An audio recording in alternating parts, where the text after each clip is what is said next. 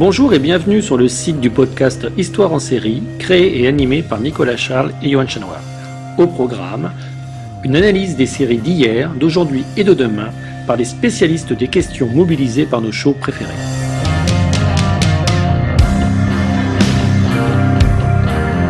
Histoire en série, c'est le podcast qui met en relation histoire, sciences humaines et séries.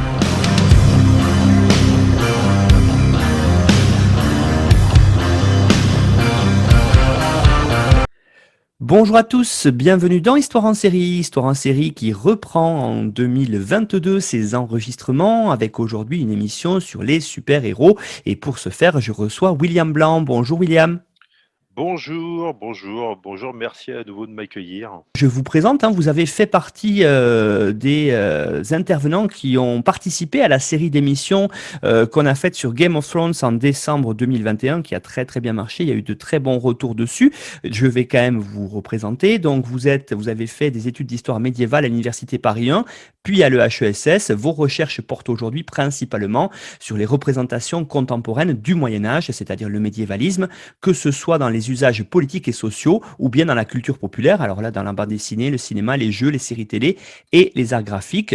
Vous vulgarisez également votre travail à travers plusieurs ouvrages et des publications sur des médias audiovisuels. Donc vous participez notamment au site Retro News et vous avez écrit aussi des scripts pour le youtubeur Nota Bene. Vous faites aussi des TD à l'Université Paris 3 Sorbonne Nouvelle et vous avez publié de nombreux ouvrages comme Charles Martel et la bataille de Poitiers, de l'histoire au mythe identitaire, coécrit avec Christophe Naudin chez Libertalia en 2015. Vous avez aussi écrit Le Roi Arthur, un mythe contemporain, toujours chez Libertalia en 2016. Et puis, un ouvrage que je vous conseille, chers auditeurs et auditrices, à lire, qui est directement en rapport avec la thématique d'aujourd'hui. C'est Super Héros, une histoire politique chez Libertalia en 2018. Et puis, vous avez écrit, on l'a dit, un rapport avec la série Game of Thrones, Winter is Coming, une brève histoire politique de la fantasy, toujours chez Libertalia. Donc aujourd'hui, vous l'avez compris, on va avec William évoquer les super-héros à travers la série The Boys. Alors peut-être William, avant d'entrer dans le vif de l'émission, est-ce que vous pourriez nous présenter la série et en faire un pitch rapide ?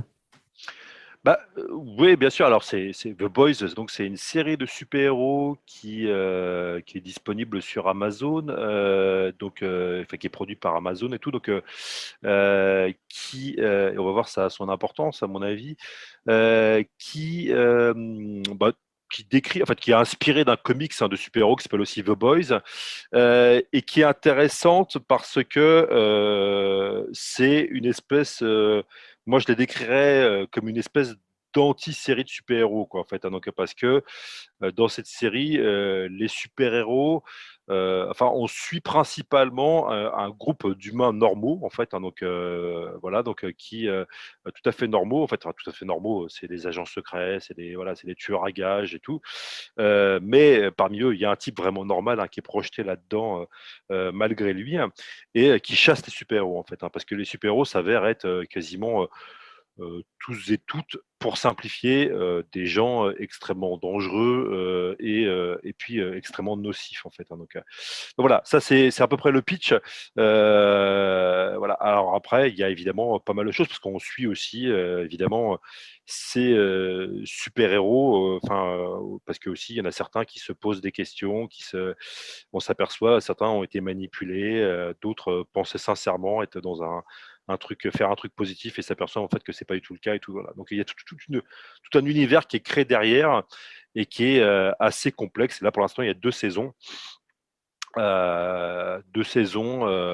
et il y a une troisième qui est en route avec a priori des spin-offs qui sont prévus, en fait. Voilà. Donc ça après, il y a pas mal de voilà, notamment même aussi carrément, paraît-il, une série animée aussi. Donc ça va être, c'est à mon avis la série marche quand même beaucoup, marche très bien. On va revenir peut-être pour commencer cette émission ensemble, William, sur, vous l'avez dit, ce qu'il y a derrière. Donc j'aurais aimé que vous situiez en fait cette série The Boys dans l'histoire du genre, tout ce qui est super-héroïque en fait. Et du coup, peut-être en première question, se dire qu'est-ce que c'est ce genre super-héroïque. Vous avez, vous, défini ça comme une utopie quelque part qui est antifasciste.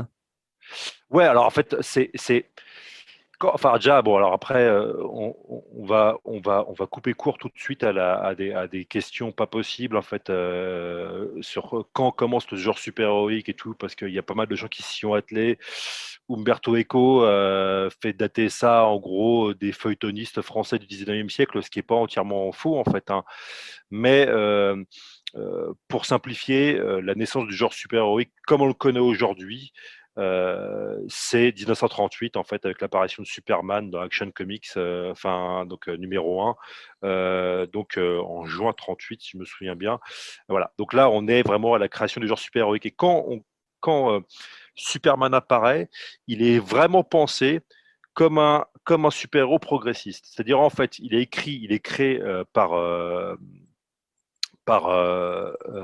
deux auteurs en fait, hein, Simone et euh, Siegel et Schuster en fait, qui sont deux auteurs juifs en fait, hein, américains juifs, hein, mais dont les parents ont émigré en Europe et qui croient sincèrement, on est dans l'époque des années du New Deal de Roosevelt, qui croient sincèrement que le futur va amener quelque chose de positif. Un futur qui sera à la fois positif en termes scientifiques, mais aussi en termes social et politiques. Et Superman incarne ce futur-là. Il est là pour incarner la puissance d'un État qui aide les plus pauvres. Dès le deuxième épisode, je crois, Superman va aider des syndicalistes contre un patron. En fait, voilà, donc on va aider c'est plutôt des mineurs en fait contre un patron et tout. Donc il va descendre dans une mine pour dénoncer les conditions de travail et tout. Donc il y a vraiment cette idée-là, hein. Et derrière cette idée-là aussi, il y a une critique évidemment de la montée des totalitarismes, hein, notamment de l'Allemagne nazie, hein. Et très rapidement, que ce soit Siegel et Schuster, mais aussi Joe Simon et Jack Kirby avec Captain America qui apparaît en mars 41 dans Captain America Comics numéro 1, eh bien, vont faire que leurs super-héros affrontent en fait, hein, l'Allemagne nazie et le totalitarisme. Et donc pendant toute la Seconde Guerre mondiale, vraiment le genre se mobilise et le genre est principalement fait c'est un genre populaire et qui est fait par des auteurs en fait, hein, qui sont des auteurs prolétarisés et tout, et qui viennent de milieux très populaires et généralement de l'immigration juive, notamment autour de New York. Donc c'est des gens qui sont très conscients politiquement et qui vont développer des discours politiques, y compris des discours féministes avec Wonder Woman, qui apparaît elle, si je me souviens bien, en fin 40. Quoi. Donc il y a vraiment le genre s'est construit comme ça, même si évidemment, alors je ne vais pas toute l'histoire du genre parce que là il faudrait une bonne heure pour ça, mais va y avoir des hauts et des bas, il va y avoir des flux et des reflux de ce discours progressiste en fait, hein, dans le genre, mais il est quand même généralement dominant et même encore aujourd'hui, hein, très nettement. Après l'élection de Trump, les auteurs et les autrices de comics sont montés au créneau pour critiquer ça de diverses manières, y compris dans des séries de super-héros, en fait, hein. Donc, pas seulement dans The Boys, hein. Je pense notamment à Supergirl, voilà, donc à pas mal de, voilà, il y a pas mal de trucs comme ça. Donc, vraiment, il y a cette idée-là qui est profondément ancrée dans le, dans ce genre super-héroïque. Néanmoins, il va y avoir aussi, et ça c'est très intéressant, ça c'est un moment vraiment important. Il va y avoir à partir, alors pour des raisons assez complexes en fait, hein, mais il va y avoir à partir des années 80 l'apparition de tout un discours critique par rapport à ce genre, mais une critique qui émane du genre lui-même. C'est-à-dire, en fait, il va y avoir des auteurs qui vont écrire des arcs narratifs qui sont une manière de voir, en fait, hein, une manière critique d'envisager le genre et l'histoire du genre, en fait. Donc, ils vont créer des personnages qui vont être des super-héros avec plein de défauts, qui vont tenter des trucs. Voilà. Donc, je vais donner un exemple parce que comme ça sera plus clair.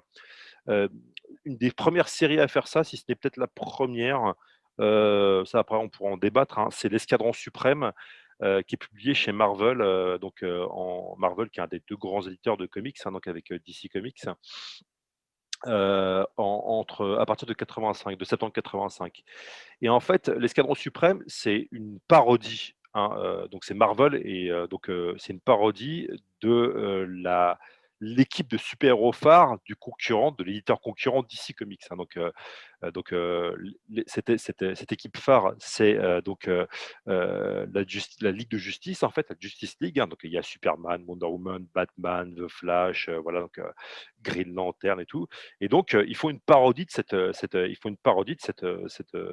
cette équipe-là, qui s'appelle l'Escadron Suprême, avec des personnages qui ressemblent trait pour trait à la Ligue de Justice, mais qui ont d'autres noms, hein. Donc, par exemple, Superman, ça devient Hyperion, Wonder Woman, ça devient Power Princess, etc.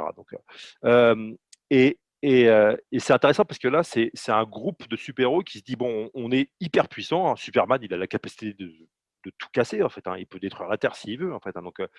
Et ils disent, bon, la situation va mal, le monde va mal, et donc là, cette fois, on va utiliser notre pouvoir, non pas seulement pour arrêter des super vilains ou des criminels, mais pour régler les problèmes du monde. Et donc, ils vont tenter de créer une utopie, en fait, hein. Littéralement, ils vont prendre le pouvoir. Euh, et alors, je spoile pas, parce que, je spoil un petit peu, je suis désolé, hein, mais cette série, vraiment, il faut la lire parce qu'elle est vraiment intéressante. J'en parle dans mon bouquin, de toute façon, mais ça se finit mal, en fait, hein. Ça se finit mal. Ils réussissent plus ou moins à faire leur utopie, mais ça se finit très mal, quoi, en fait, hein. Parce que, bon, bah voilà, au bout d'un moment, prendre le pouvoir, ça implique, si on veut être cohérent, ça implique de le lâcher, quoi, de comment on le lâche, et tout, etc. Voilà. Donc, ça, et c'est vraiment une série qui a été une série vraiment séminale, en fait, par rapport à ça, quoi. Et là, et après, en fait, juste après, il y a une autre série qui est encore plus, qui est là pour le coup, qui est très connue, hein, qui s'appelle The Watchmen, où là, c'est pareil, c'est vraiment des super-héros qui sont, voilà, qui sont pris justement avec cette question de l'utopie ou pas. Voilà, qu'est-ce qu'il faut faire pour construire l'utopie ou pas? Est-ce qu'il faut aller jusqu'au crime ou pas? En sachant que ça montre des super-héros parfois hyper violents, hyper sexualisés aussi. Donc là, ça c'est pareil, c'est une première en fait pour le coup, quoi. Et puis après, plus tard, il y a aussi The Authority en fait, hein, en anglais, qui paraît, je crois, toute fin des années 90, début des années 2000. Voilà, et toutes ces séries-là, c'est intéressant parce que The Boys, en fait, s'inscrit complètement, enfin la série de BD, hein, qui elle commence en 2006, hein, donc qui est faite par Garth Ennis, et ben, elle s'inscrit dans toute cette tradition-là, en fait, hein, dans toutes ces séries-là. Parce que déjà The Boys, en l'occurrence, hein, l'équipe de super-héros dont j'ai parlé tout à l'heure, en fait, hein, qui sont des gens pas recommandables du tout, en fait, hein. L'équipe de super-héros qui s'appelle The Seven, qu'on retrouve aussi dans la série télé, et ben, c'est une parodie miroir en fait, hein, de la Ligue de Justice, hein. Par exemple, Superman là, c'est comment? C'est Homelander, Wonder Woman, c'est Queen Maeve en fait, hein, The Deep, c'est Aquaman, A-Train, c'est The Flash, et cetera. On a vraiment une espèce voilà, de série qui s'inscrit complètement dans ce type de critique. Sauf que là, à mon avis, The Boys, pousse la critique hyper loin, quoi, en fait, voilà. Parce que ça pousse la voilà, ça va, je pense que c'est peut-être la série qui, sur tous les plans, en fait, hein, que ce soit la série de BD ou la série, télévisée, pousse la critique vraiment le plus loin possible. C'est très intéressant ce que vous évoquez avec nous, William, cette idée de critique, parce qu'effectivement, quand on regarde The Boys, on n'est pas du tout véritablement sur une série de super-héros vraiment habituels. Alors, cette critique, j'aimerais qu'on commence peut-être par évoquer ensemble cette idée que finalement, vous l'avez dit, hein, que tous ces comics, finalement, hein, que ce soit Marvel ou DC Comics, ils ont été très mis en avant depuis la Seconde Guerre mondiale. Il y a un vrai marketing autour d'eux et cette marchandisation finalement du genre super-héros, on la ressent, cette critique de la marchandisation dans la série The Boys. Ah bah oui, parce que en fait, enfin bon, et par exemple, la critique de la marchandisation, elle existait déjà dans The Watchmen, hein, par exemple, hein, où il y a un des super-héros qui s'appelle Ozymandias, hein, qui fait fortune en produisant ses propres poupées à son effigie, quoi. Et ça, c'est d'ailleurs les poupées de super-héros apparaissent dans les années 70, quoi.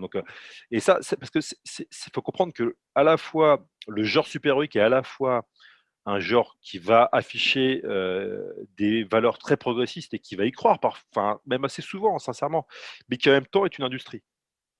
Et une industrie qui aujourd'hui pèse beaucoup en fait, hein. J'ai pas de chiffres en tête, hein, mais pensez bien que je crois que les films Marvel en fait, hein, les films de l'univers cinématique Marvel qui ont commencé en 2008, je crois que c'est 25 milliards de recettes, quoi, en fait, hein. Donc, bon, enfin, c'est hallucinant, quoi. Donc, bon, juste les films, en fait, hein, pas le merchandising à côté, quoi, en fait, hein. Donc, bon. Euh, donc, voilà, c'est vraiment beaucoup. C'est vraiment énorme. Et en fait, les auteurs de comics aussi produisent une propre autocritique de ça. Et on a ça dans The Boys, hein. Dans The Boys, en fait, quand on regarde toute la série, il y a constamment, partout, par exemple, il y a, bon, parce qu'au premier épisode, il y a le personnage principal, hein, donc, et cet humain normal qui est plongé dans cette espèce de guerre entre un commando et puis les super-héros. Sa copine vient d'être tuée par A-Train, hein, donc au tout début, hein, donc, qui est un super-héros qui va hyper vite en courant, en fait, hein, et qui passe sur elle, qui passe à travers elle sans faire attention à elle, et donc la copine explose dans une gerbe de sang, en fait, donc ça commence comme ça, donc ça pose l'ambiance. Et en fait, et lui, après, il se balade dans la ville et il rentre dans un magasin d'alimentation, en fait, hein, donc, et un épicier, quoi, en fait, qu'on appellerait ça en France, quoi, en fait. Et puis, il tombe sur des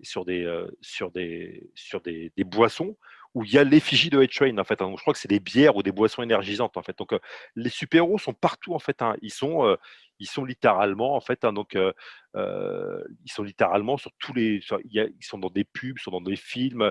Il y a même, ils sont sur des cartons de pizza et tout, quoi. Donc voilà, et ça, c'est vraiment, vraiment, vraiment omniprésent. Il y a même des clins d'œil, hein, parce qu'en plus, les super-héros eux-mêmes sont en fait des employés, en fait, hein, d'une multinationale, hein, qui s'appelle Vote.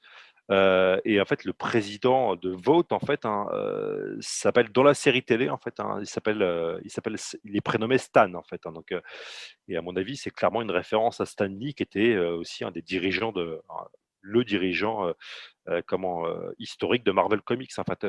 Donc, il y a vraiment, c'est vraiment omniprésent, en fait, hein, cette idée de montrer, de rappeler que les comics ont beau avoir un discours progressiste, c'est aussi et avant tout une industrie de masse, en fait, hein. Donc, et ça, pour le coup, c'est intéressant parce que, encore une fois, euh, The Boys pousse la logique hyper loin, en fait, hein. Parce que ça, encore une fois, c'était déjà présent dans The Watchmen, mais là, The Boys va vraiment, vraiment beaucoup plus loin. Et puis, William, on a aussi cette idée, vous l'avez dit, hein, de critiquer les autres franchises, j'allais dire. Donc ici, on a clairement une critique de DC Comics, par exemple. Ouais, alors, en fait, pour la petite histoire, enfin, même c'est important de le savoir, c'est qu'en fait, à l'origine, The Boys, le comics, en fait, était édité initialement par Wildstorm, en fait, hein, euh, qui est un label de DC Comics. Et en fait, mais qu'un label qui était là, en fait, pour produire plus ou moins du contenu indépendant. Parce qu'en gros, pour simplifier, dans les années 90, il y a une espèce de. Enfin, ça a commencé dans les années 70, puis ça a explosé dans les années 90. Il y a plein d'éditeurs indépendants qui sont apparus, qui ont produit des comics de super-héros assez différents, en fait, hein. Donc, avec notamment un peu plus de sexualité, un peu plus de voilà, un peu plus de sang, un peu plus de violence et tout. Et au bout d'un moment, il y a certaines les maisons mères, en fait, hein, les grosses maisons se sont dit bon bah il faut qu'on prenne aussi ce train-là, et donc elles ont pris ce train-là. Donc Wildstorm, c'était en fait un label d'ici. Et en fait, sauf que vu que c'est une critique en fin de compte où ça représente en fait les 7, en fait, hein, donc dans The Boys, ça représente en fait, ou c'est une critique ou c'est une parodie, quel que soit le terme qu'on emploie, de la Justice League. Au bout d'un moment, ils ont dit bon, on va arrêter, quoi. Et donc ils ont annulé en fait la série au bout de 6 numéros. Et puis Garth Ennis, en fait, enfin ça c'est voilà, en tout cas c'est lui qui l'explique. En fait, à Garth Ennis, après, il est passé, il a continué à publier sa série chez un éditeur indépendant qui s'appelle Dynamite, en fait, hein, donc qui est en fait une maison assez importante, mais bon, qui a pas les reins, voilà, ou qui a pas comment le- la, la puissance, en fait, de DC, quoi, en fait, hein. Donc, et en fait, pareil dans la série, c'est intéressant parce que on a pas mal de comme ça de clins d'œil. Alors, à DC Comics, parce que même déjà les personnages eux-mêmes sont des parodies, mais en plus, par exemple, les personnages dans la série tourne un film qui s'appelle en fait Seven, Dawn of the Seven, donc Seven, l'aube des sept, en fait, un 7, l'aube des sept, en fait, hein, donc, qui est enfin une parodie, en fait, si on comprend bien, en fait, hein, du film, en fait, du vrai film qui s'appelle Batman contre Superman, Dawn of Justice, en fait, hein, donc, et en plus, le metteur en scène, c'est intéressant, en fait, il se prénomme Joss, en fait, hein, et c'est aussi une espèce de critique, hein, de Joss Whedon, qui était lui le réalisateur, le vrai réalisateur en fait, hein, le vrai réalisateur du film Justice League en fait. Hein. Donc il y a pas mal en fait, quand on connaît un peu le genre en fait, on se rend compte qu'il y a pas mal de clins d'œil hein, et de petits de pics hein, quelque part en fait hein, à DC Comics en fait. Hein. Donc, euh, et c'est pareil en fait, c'est intéressant parce que même si on regarde bien, parce qu'il n'y a pas que DC Comics qui est visé en fait, hein, donc voilà, le preuve c'est qu'en fait il y a aussi une référence à Stan Lee en fait, hein, qui est lui pour le coup un personnage important de Marvel Comics. Hein. Mais même en termes général, la série, il y a une espèce de critique ou de pas de côté, un gros pas de côté vis-à-vis de l'esthétique super-héroïque en fait, hein, parce que déjà même la série emploie alors je suis pas spécialiste de la photo en fait, hein, donc je suis pas spécialiste de la mais en fait, il y a une teinte très sombre en fait, hein. Enfin, quand on regarde généralement les productions de super-héros dans les comics, hein, même les comics, même d'ailleurs même les comics, même les comics de The Boys en fait, hein, si on regarde bien, c'est généralement très coloré. C'est pareil pour les films Marvel, c'est pareil pour un peu moins pour les films DC, mais bon, quand même, quoi. Et là, par contre, ils ont pris le choix d'avoir une teinte très sombre, en fait. Alors, je sais pas, j'ai l'impression qu'ils ont baissé, en fait, la luminosité, ce qui fait que la série, elle est toujours baignée dans une espèce d'ombre, en fait, et les couleurs sont beaucoup plus mates, en fait, hein. Donc, je sais pas, voilà, encore une fois, je suis pas spécialiste de la photo, mais c'est vraiment frappant, je pense, quand on regarde la série.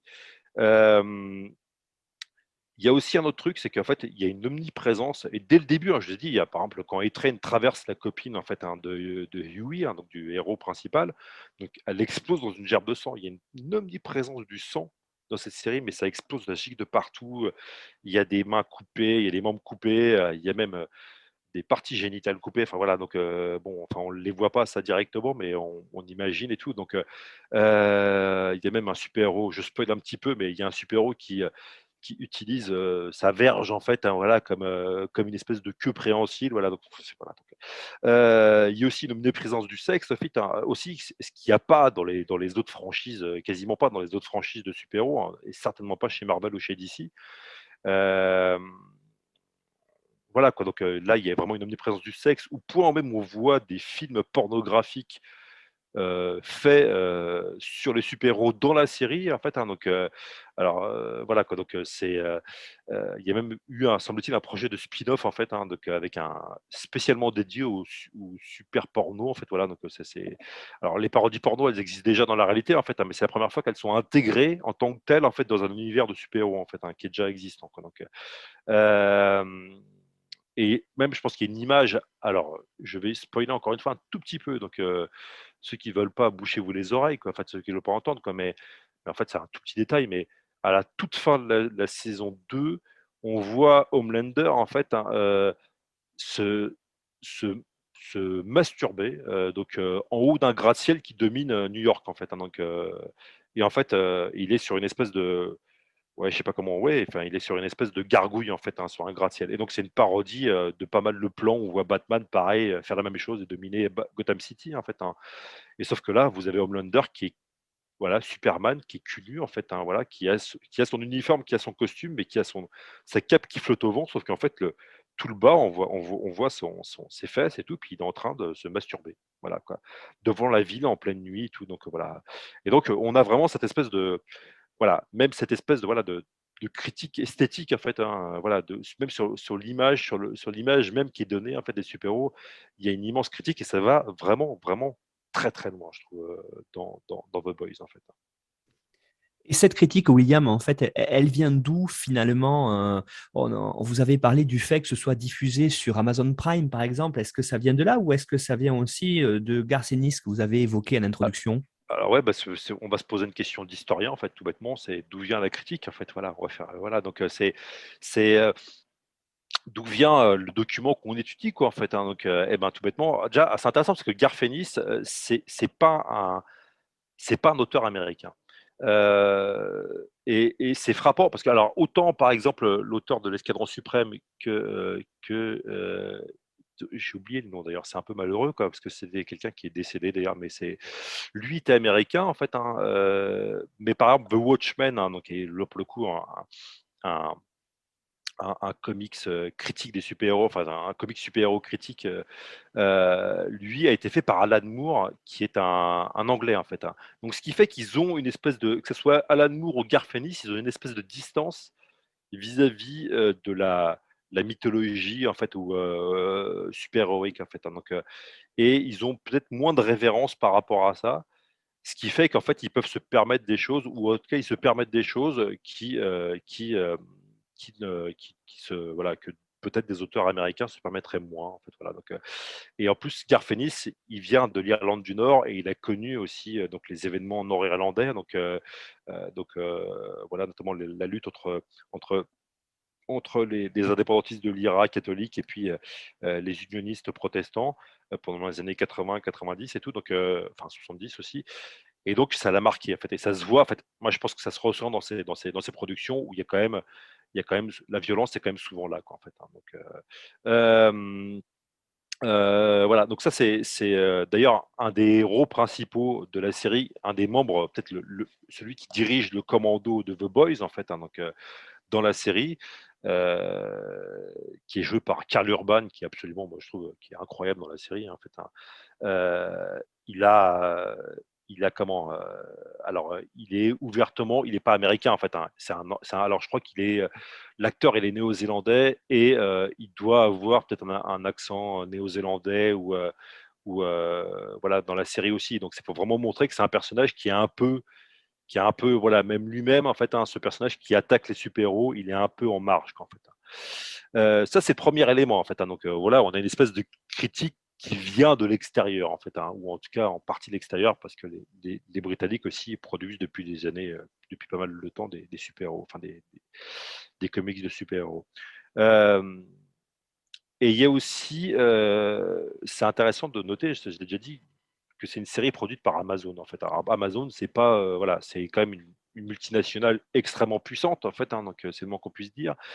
Et c'est intéressant parce que par exemple dans la série, alors déjà Amazon elle a quasiment pas la main en fait, hein, sur les super-héros en fait, hein. Les droits des super-héros les plus rentables, donc de Marvel, que ce soit Marvel ou DC, ils sont ailleurs en fait, hein.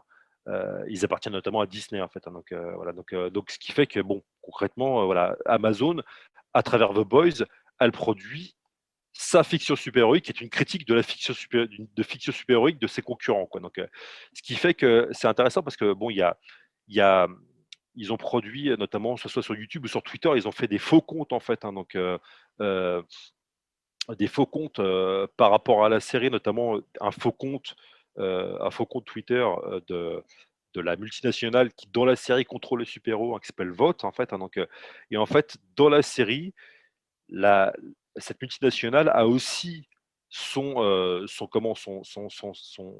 service de streaming, et elle produit aussi du contenu qui s'appelle Vote Plus.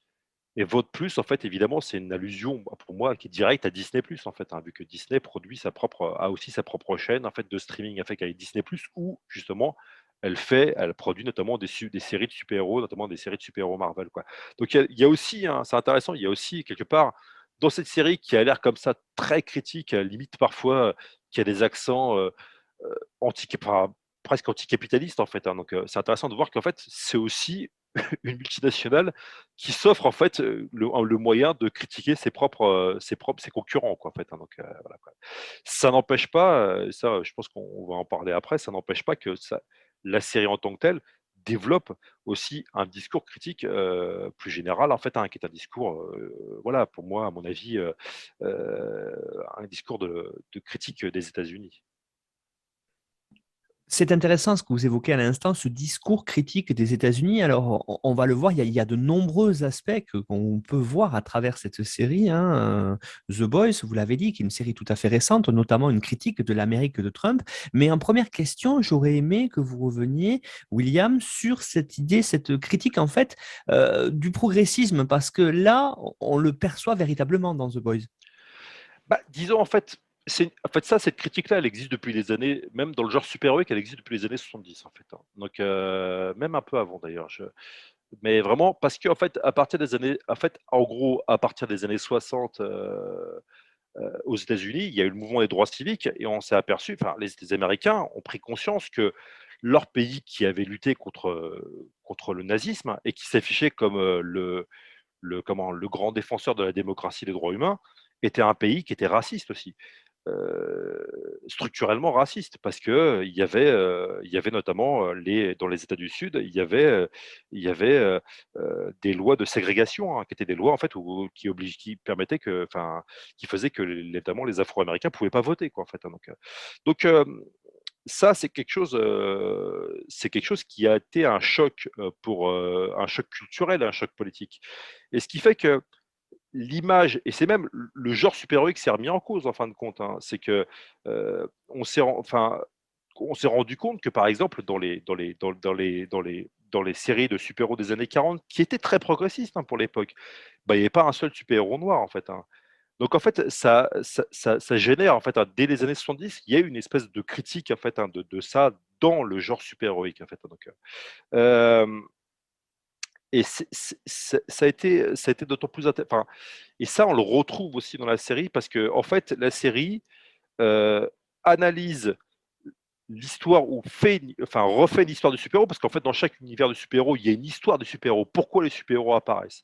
Alors, dans Marvel, ça va être bah, parce qu'il y a eu un gentil scientifique qui a mis un sérum à un gentil jeune soldat en fait, hein, qui s'appelait Steve Rogers, qui est devenu Captain America, un gentil héros, quoi, en fait, hein. Donc voilà, et qui est devenu en fait quelqu'un de foncièrement positif, un défenseur de la démocratie, tout voilà, donc voilà, un progressiste ouvertement, quoi. Donc dans DC, ça va être il y a un extraterrestre qui atterrit sur Terre, en fait, hein, qui est recueilli par des parents américains. Donc, il y a une espèce d'image très positive du migrant qui arrive aux États-Unis, qui est accueilli les bras ouverts, et puis qui, en fait, vient d'une civilisation plus avancée et qui va amener, en fait, quelque part, les bienfaits de cette civilisation plus avancée aux États-Unis et puis après vers le monde entier, quoi. Donc, ça, c'est l'histoire en fait des super-héros très positive vue par Marvel et par DC au début, hein. Il y a des changements depuis en fait, hein. Donc, et ben là, dans The Boys, on apprend petit à petit, et là je spoil, hein, je suis désolé, mais ça, il faut pour l'analyse, je suis obligé en fait, hein, on apprend petit à petit que euh, les super-héros en fait existent parce qu'il y a un sérum qui s'appelle le Compound V, en fait, hein, donc le sérum V, hein, qui est contrôlé par une multinationale, donc la multinationale Vought, qui et qui en fait, et ce sérum vient d'un scientifique nazi en fait, a émigré aux États-Unis après la Seconde Guerre mondiale, hein. Ce qui est une allusion d'ailleurs, une allusion au fait qu'il y a en effet des scientifiques nazis qui ont émigré aux États-Unis et qui, notamment, pour les plus connus d'entre eux, ont participé au programme spatial, en fait, hein. Donc il y a tout un truc comme ça, en fait. Et donc, ce qui fait que là, clairement, les super-héros ne viennent pas d'une volonté progressiste et tout, ou d'un discours ou d'un récit ne sont pas le fruit d'un récit progressiste, mais sont en fait concrètement la production de nazis, en fait, voilà. Donc, qui après ont été récupérés par une multinationale sans scrupules. Voilà. Et donc c'est quand même là pour le coup, on a une espèce de réécriture de l'histoire du super-héros voilà, qui inverse complètement le récit des univers classiques de super-héros, quoi. Et ça, celui qui incarne ça, clairement, en fait, à mon avis, c'est Homelander. Alors justement, ce personnage d'Homelander, on va y revenir peut-être maintenant plus en détail, hein, parce qu'il a des caractéristiques par rapport notamment au contexte de production, hein. Je l'ai dit tout à l'heure, on est Ouais. dans l'Amérique de Trump, et là, l'image, en tout cas, que l'on a de lui, on ne peut que faire le parallèle avec l'ancien président des États-Unis. Ouais, alors en plus, alors déjà à la base dans la série comics, c'est un Homelander. Donc Homelander, c'est le Superman local, hein, qui est hyper puissant, il peut voler, il peut soulever des bus, voilà quoi. Donc il a un regard laser qui peut détruire, enfin, qui peut tuer un humain en une fraction de seconde et tout. Donc il est hyper puissant.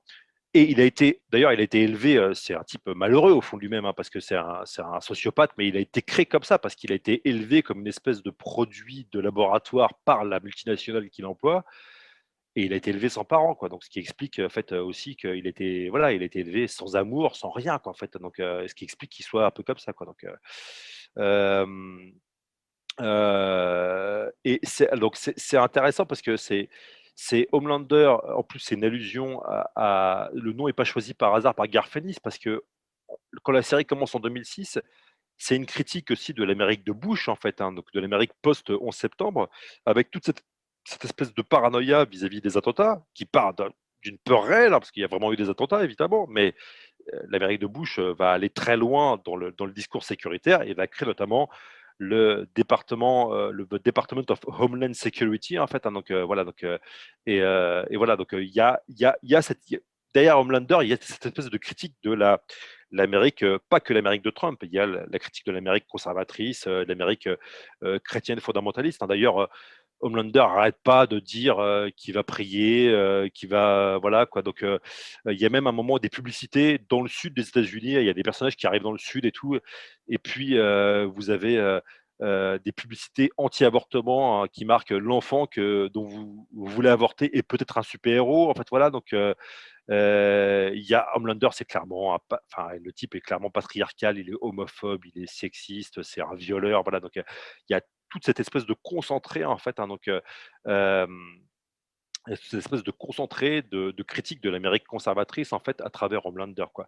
Alors qu'en plus, derrière ça, ce type se montre chrétien et tout, voilà, donc arrête pas d'avoir des discours de façade extrêmement positifs, voilà, donc mais derrière ça, c'est un sociopathe, hein. Et puis aussi, évidemment, il pousse pour que l'Amérique est une réponse et une politique extrêmement sécuritaire, quoi. Donc voilà, donc ça, je ne rentre pas en détail parce que sinon, ça spoilerait trop de la série. Mais voilà, Homelander est clairement quelqu'un, voilà, c'est pas qu'une critique de Trump, hein. Alors évidemment, clairement, dans la série, ils ont mis des éléments qui renvoient à Trump, en fait, hein, donc, mais c'est déjà présent, en fait. La critique est beaucoup plus large, en fait, hein, donc c'est une critique de l'Amérique conservatrice et encore plus, à mon avis, c'est une critique aussi de l'omniprésence de l'argent aux États-Unis et de l'omniprésence des multinationales aussi dans la vie politique américaine. Et puis derrière ça, William, on a une idée importante, celle que l'Amérique, c'est le pays du dollar, donc de l'argent. Il y a une critique véritablement du pouvoir corrupteur, hein, de l'argent dans la série The Boys. Ouais, ouais, bien sûr, parce que là, alors, outre le fait que déjà de base, il y a une espèce de critique de la marchandisation des super-héros, ben là, en fait, concrètement, les super-héros sont des employés d'une multinationale, en fait, et ils ne sont que ça. Et c'est même au point, d'ailleurs, il y a le président de la multinationale, en fait, un Stan Edgar, qui dit à un moment à Homelander, vous pensez que les produits, le produit de base, en fait, hein, ou le produit central de notre multinationale, c'est vous, donc c'est les super-héros. En fait, c'est pas faux, c'est faux. On n'est pas une industrie de super-héros, on est une industrie pharmaceutique. Parce qu'en fait, c'est la multinationale qui produit donc justement ce mystérieux sérum, hein, donc, qui s'appelle le Compound V, en fait, hein, donc, voilà, c'est clairement, en fait, les super-héros ne sont que des employés, en fait, donc, ils ne servent qu'à ça, ils ne servent que de marge de manœuvre à une multinationale, quoi. Et c'est même, par exemple, même les aspects, alors parce que depuis une vingtaine d'années, il y a de plus en plus de personnages inclusifs enfin, les univers super-héroïques sont de plus en plus inclusifs, donc ils font de plus en plus place à des personnages LGBTQ, en fait, hein, donc, euh, et même ça, c'est parodié dans les comics, hein, parce que par exemple, il y a une super-héroïne, en fait, hein, qui apparaît comme étant lesbienne, et donc son coming out lesbien est organisé, en fait, par la multinationale qui s'en sert, en fait, hein, pour dire, vous avez vu, on est inclusif, donc on est, voilà, on est, hein, c'est ce qu'on appelle du pink washing, en fait, hein, donc, et c'est même au point, d'ailleurs, ils ont même fait des fausses pubs. Et ça, c'est là où c'est assez frappant parce que dans la série, il y a plein de trucs comme ça. À un moment, il y a un personnage qui prend une boîte de lasagne où il y a donc ce personnage. Bon, je vais dire qui c'est, comme ça, ce sera plus clair. C'est Queen Maeve, en fait, hein, donc la Wonder Woman, en fait, hein, de cet univers-là. Euh, aller sur comment c'est cette boîte de lasagne, et en fait, j'ai même une image là devant moi de comment, de la de la publicité qui était mise en place sur le faux compte Twitter en fait, de vote en fait. Donc c'est marqué Brave Maves Vegetarian Pride Lasagna. Donc, et il y a un arc-en-ciel. Donc c'est les, les, les lasagnes végétariennes et fières de Maeve. En fait, la fierté étant évidemment une allusion au côté LGBT, donc à la fierté LGBT. Quoi, donc Q. Donc ouais, il y a toute une espèce de vraiment tout est sali par l'argent dans cet univers-là. Quoi. Tout est sali par l'argent, voilà, que ce soit la religion, la politique et tout. Quoi. Et ça, évidemment, c'est une allusion au fait que bah, voilà, l'argent, bon, déjà, les États-Unis voilà, sont réputés pour être le pays du capitalisme, mais là, depuis les années Reagan, ça a pris des proportions énormes en fait. Donc voilà, donc avec l'hyper-libéralisation de la société. Et c'est même point où aujourd'hui, bah, concrètement, voilà, ça pose d'énormes problèmes dans la politique parce que l'argent privé peut maintenant aujourd'hui couler à flot dans la politique. Elle le pouvait moins avant, maintenant c'est quasiment illimité. Ce qui explique en partie aussi, malheureusement, le phénomène Trump. Hein. Il n'y a pas que Trump en fait pour expliquer ce phénomène-là. Et donc cette série, elle en parle aussi de tout ça, quoi, en fait. Hein. Donc, elle en parle, mais voilà, c'est là peut-être ça un peu la critique de la critique que je vais faire. Elle en parle euh, sans toujours donner de solution, parce que même en fait, on se rend compte que les personnages qui sont critiques de ça, en fait, dans la série, sont aussi des personnages détestables, en fait. Hein. Donc voilà, voilà, c'est bon. Pour ça, je rentre pas dans les détails, en fait. Hein. Donc sinon, ça spoilerait trop, quoi. Euh, euh, et juste pour terminer, parce que enfin, c'est intéressant parce qu'en fait, c'est même au point en fait où les super-héros, à mon avis, sont une critique du sport, du monde du spectacle et du sport de haut niveau, quoi, en fait. Hein, où là, pour le coup, c'est pareil, l'argent coule à flot, en fait. Hein, donc, parce que par exemple, vu que concrètement, devenir super-héros, ça rapporte beaucoup d'argent dans cet univers-là. Et ben, les gens qui naissent avec des super pouvoirs sont en compétition les uns avec les autres hein, et s'entraident pas du tout en fait. Hein, sont en compétition les uns avec les autres pour savoir qui aura la première place, qui pourra par exemple devenir un des meilleurs, enfin les meilleurs super-héros font partie des 7. Hein, donc évidemment, si on fait partie des 7, et ben évidemment on touche beaucoup plus d'argent, alors que si on est un super-héros qui ville, et ben, une petite ville, et ben, évidemment, on est beaucoup moins payé. Quoi. Donc, et ce qui fait qu'il y a vraiment cette espèce d'idée qui rejoint l'hyper-compétition qui peut exister dans les sports de haut niveau. Et ce qui fait que, par exemple, il y a des personnages qui se dopent en fait, hein, dans cet univers, dans l'univers de The Boys, pour pouvoir devenir des super-héros de plus en plus reconnus et donc qui gagnent de plus en plus d'argent. Surtout qu'en fait, on comprend que certains d'entre eux viennent de milieux très modestes comme les sportifs de haut niveau, souvent, en fait, hein, donc, notamment aux États-Unis. Et donc, ce qui fait qu'il y a voilà, il y a une espèce on n'est pas du tout dans un univers où les super-héros vont s'entraider entre eux, il y a des histoires d'amitié et tout. Non, généralement, chacun regarde l'autre avec soupçon, avec mépris. Et il y a vraiment une espèce de. Il n'y a aucune camaraderie qui existe, quoi, en fait. Hein, donc, aucun esprit d'équipe, aucun esprit de collectif, en fait. Hein, donc, et c'est pareil en fait hein, au niveau du monde du spectacle en fait. Hein, donc, en fait, ouais, il y a un côté très people chez les super-héros, ce qui fait que tout est dans la façade, tout est dans la com. Et même, c'est même frappant parce que même il y a même il y a par exemple il y a une espèce d'église en fait. Hein, aux États-Unis, les églises sont des marches, fonctionnent comme des entreprises privées. Hein, qui en plus ne payent pas un impôt. Donc, et ben, il y a une église qui s'occupe des super-héros, en fait, et on s'aperçoit en fait que c'est une espèce de sectouille qui est juste là concrètement pour gagner des sous, quoi, en fait. Hein. Donc, et derrière ça, il y a évidemment une critique à la fois, à mon avis, de la scientologie, hein, qui est très présente à Hollywood, mais aussi de pas mal de sectes ou d'églises chrétiennes fondamentalistes avec des télévangélistes en fait hein, qui gagnent des millions et des millions en fait aux États-Unis. Donc il y a The Boys, c'est un miroir tendu à la société américaine mais un miroir peut-être déformant, mais c'est un miroir qui montre en fait tous les mauvais côtés en fait hein, de la société américaine en fait à mon avis.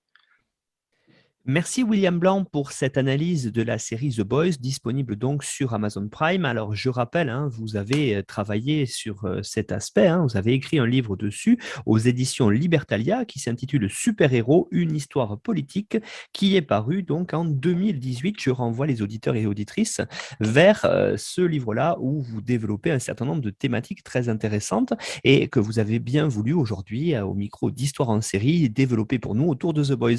Alors, vous retrouvez aussi une petite bibliographie indicative pour celles et ceux qui voudraient aller plus loin sur notre site internet à la page de l'émission sur histoireensérie.com. Et puis, comme toujours, retrouvez le résumé de l'émission sur notre partenaire nonfiction.fr.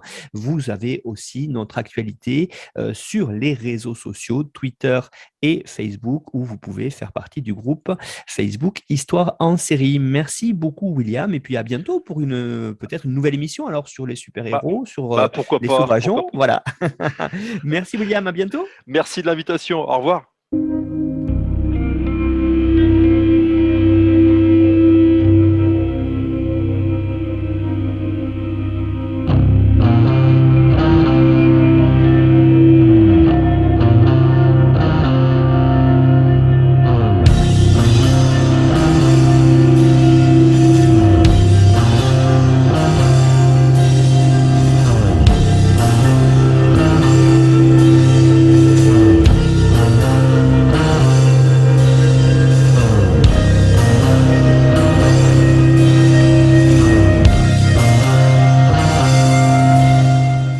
Retrouvez-nous sur Twitter @Histoire en série pour connaître le programme à venir ainsi que des conseils bibliographiques.